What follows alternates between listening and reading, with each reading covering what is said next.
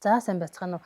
Гэр бүл хөдөлмөр нийгмийн хамгааллын яам онцгой байдлын үеийн дэмжлэг болон хөдөлмөр эрхлэлийн төсөл Дэлхийн банкнаас үзүүлж байна.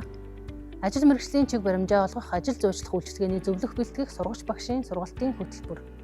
Модуль 2 сэдв 2-2 сургалтын зорилго үр дүнг тодорхойлох. За дэд сэдв смарт зорилго боловсруулах. Сургалтын хэрэгцээ тодорхойлох үнэлгээг амжилттай хийсний дараа цуглуулсан бүх мэдээлэл нь сургалтын зорилгыг тодорхойлох хамгийн үнцэнтэй үндэс суурь болдог.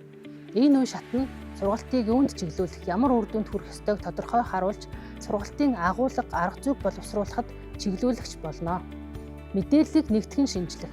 Сургалтын хэрэгцээ тодорхойлох үнэлгээний янз бүрийн арга, ярилцлага, ажиглалт, баримт бичиг, шинжилгээ цуглуулсан түүхийн мэдээллийг эмхэлж нэгтгэн дүгнэх нь чухал. Энэ нь дараах алхмуудыг агуулна. За өгөгдөл зэгцлэх. Цуглуулсан бүх өгөгдлийг нэгдсэн байдлаар, жишээлбэл хүснэгт, график, эсвэл дата бааз хэлбэрээр зэгцэлнэ.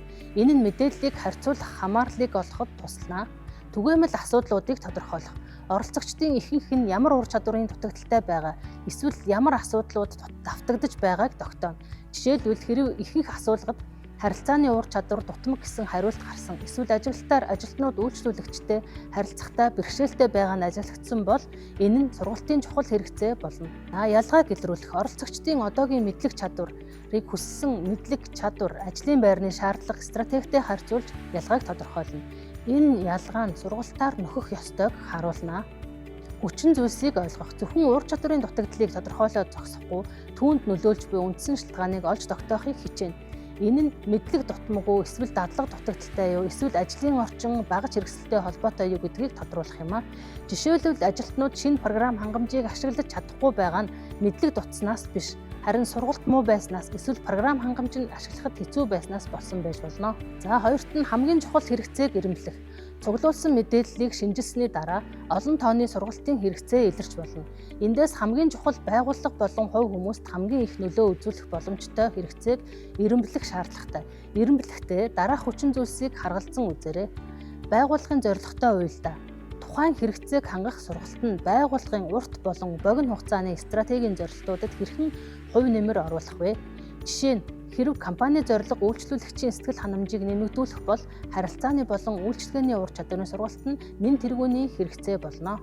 Нөлөөлөл ба үр дагавар. Тухайн ур чадварын дутагдал нь байгууллагын үйл ажиллагаа, бүтээмж, орлого эсвэл аюулгүй байдалд ямар сөрөг нөлөө үзүүлж байна вэ? Хэрэв энэ ур чадвар сайжруулбал ямар эерэг үр дүн гарах вэ? Оролцогчдын тоо ба цар хүрээ. Хэдэн хүнд энэ сургалт хэрэгтэй байна вэ? Цөөн хүнд зориулсан сургалт уу? Эсвэл бүхэл бүтэн хилтэс байгууллагын хэмжээний хэрэгцээ юу?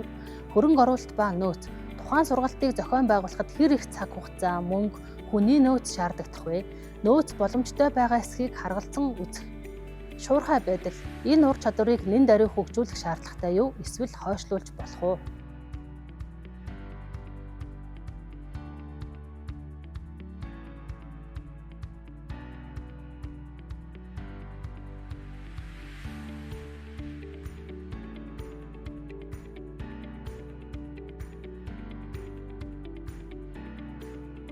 Сургалтын үр дүнг тодорхойлох таксономи.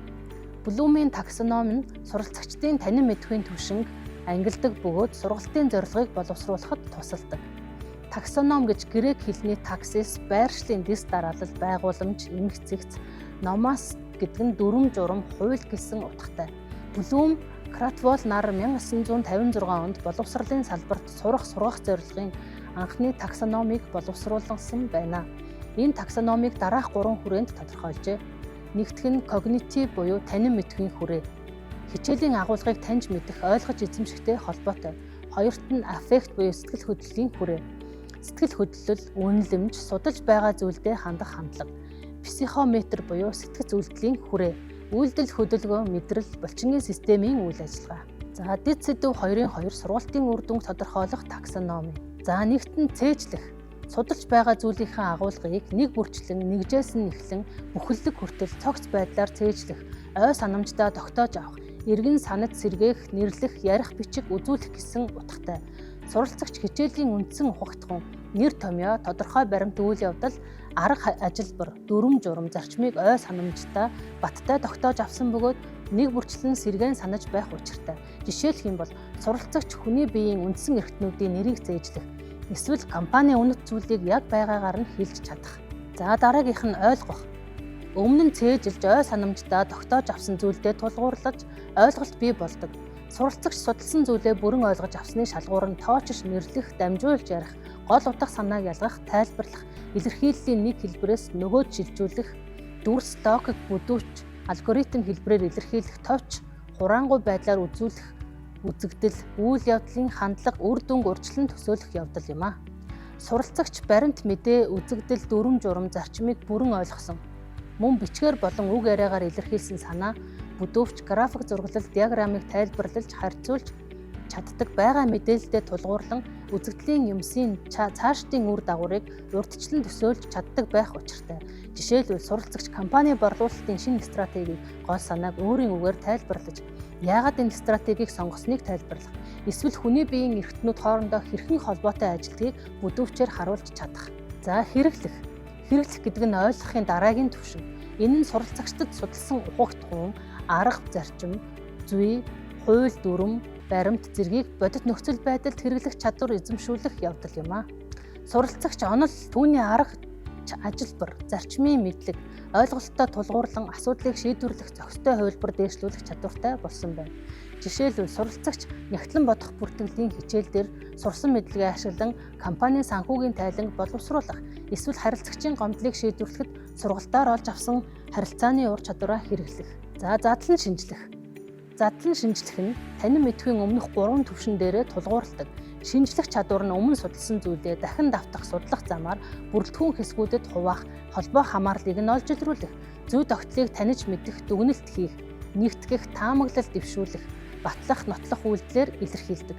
Суралцагч тодорхой бус далд утгыг илрүүлэх, бичмэл мэдээлэлд илэрхийлэх, санаа бодлын алдаа, зөрчлийг олж харах үйл явдал, түүний ур чадвар, түүний үр дагаврыг ялган зааглах, нөхцөл байдлыг шүүн тунгаах чадвартай болсон байна.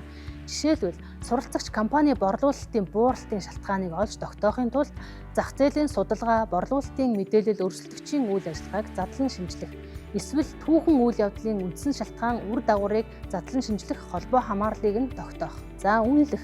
Энэ хичээл нь мэдээлэл, бичвэр, үзэгдэл, үйл явдал, баримт, бусдын үзэл санаа, альва бүтээгдэхүүн, бүтээл, судалгааны дүгнэлт зэргийг шүүн тунгаах, үнэлгээ өгөх чадвараар илэрнэ. Суралцагчдын бодол, шүүн тунгаах үйлдэл нь дотоод логик бүтцтэй, үндэслэл, нотлогоотой, зорилгодоо нийцсэн байх учиртай. Суралцагч өөрийн дотоод шалгууртаа тулгуурлан хичээлийн агуулга, логик, мэдээлэл дүгнэлт нь бодит байдалд нийцэж байгаа эсэх болон үйл ажиллагааны үр дүн, үр дагаврын ач холбогдлыг үнэлэх чадвартай болсон байна. Жишээлбэл суралцагч компанийн шинэ төслийн санал, эрсдлийн үнэлгээ хийж, түүнийг хэрэгжих боломж болон үр ашгийг шүүн тунгаах, эсвэл бусдын илтгэлд бүтээлч шүүмж өгөх зэрэг юм а. За бүтээх. Бүтээх гэдэг нь олон зүйл мэдлэг, ойлголтоо зохицуулан нийлүүлж, нэгтгэх, бүхэллэг, цогц агуулга болгох, эрэмб тогтоох, илтгэл боловсруулах, үйлдэлийн болон шийдвэрийн төлөвлөгөө, зураглал зохиох зэрэг чадвараар илэрдэг. Суралцагч бэсрэг зохион бичлэг бичих, туршилт, судалгааны төлөвлөгөө зохиох, аливааг сайжруулах, төгөлдржүүлэх, боловсронгуй болгох шийдвэр гаргах, шинийг бүтээх, шинэ хувилбар дэвшүүлэхдээ янз бүрийн хүрээний олон зүйл мэдлэг, ойлголтоо хэрэглэх чадвартай болсон байна. Жишээлх юм бол суралцагч шинэ бүтээгдэхүүний загварыг гаргаж, үйлдвэрлэлийн төлөвлөгөө боловсруулах, эсвэл тухайн байгууллагын хувьд тохиромжтой сургалтын хөтөлбөрийг бие даан боловсруулахыг хэлнэ.